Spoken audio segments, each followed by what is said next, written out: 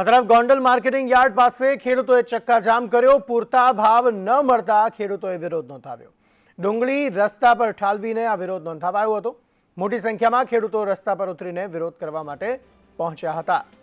Gondal market yard પાસે પણ ખેડૂતોએ ચક્કાજામ કર્યો। ડુંગળી રસ્તા પર ઠાલવી તેમણે વિરોધ નોંધાવ્યો। નેશનલ હાઈવે પર ટ્રાફિક જામ સર્જાયો હતો। મોટી સંખ્યામાં ખેડૂતો રસ્તા પર ઉતર્યા છે, પોતાનો વિરોધ નોંધાવી રહ્યા છે। ખેડૂતોને પૂરતા ભાવ અને નિકાસને લઈને આ વિરોધ નોંધાવવામાં આવ્યો। ડુંગળી યાર્ડમાં વેચવા આવ્યો છું તો અત્યારે 600 થી 700 ભાવ હતા, એ અત્યારે 200 થી 300 કરી નાખ્યા। બરોબર, તો ખેડૂતને આ કોઈ ભાવે પોહાય નહીં ભાઈ।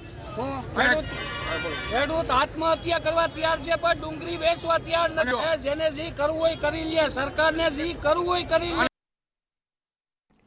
તો ખેડૂતો અત્યારે આકરા પાણીએ જોવા મળી રહ્યા છે। એક તરફ સરકાર દ્વારા ડુંગળીની નિકાસ બંધ કરી દેવામાં આવી, બીજી તરફ માર્કેટ યાર્ડમાં હરાજી પણ બંધ છે। તેવામાં ખેડૂતો પોતાનો પાક વેચે તો ક્યાં વેચે તે સૌથી મોટો સવાલ અત્યારે થઈ રહ્યો છે। અને બીજી તરફ જે ભાવ પણ મળતા હતા તે પણ પૂરતા પ્રમાણમાં નહોતા મળી રહ્યા। તે આક્રોશ સાથે ખેડૂતો જે છે તે આકરા પાણીએ જોવા મળી રહ્યા છે। ભાવનગરની વાત હોય કે પછી ગોંડલની વાત હોય, મહુવાની વાત હોય, આ તમામ જગ્યાએ અત્યારે ખેડૂતો આકરા પાણીએ જોવા મળી રહ્યા છે। અને નિકાસ બંધી ફરી એકવાર શરૂ કરવામાં, નિકાસ જે છે ફરી એકવાર ડુંગળીની શરૂ કરવામાં આવે અને પૂરતા યોગ્ય પોષણક્ષમ ભાવ મળે ડુંગળીના, તેવી માંગ છે।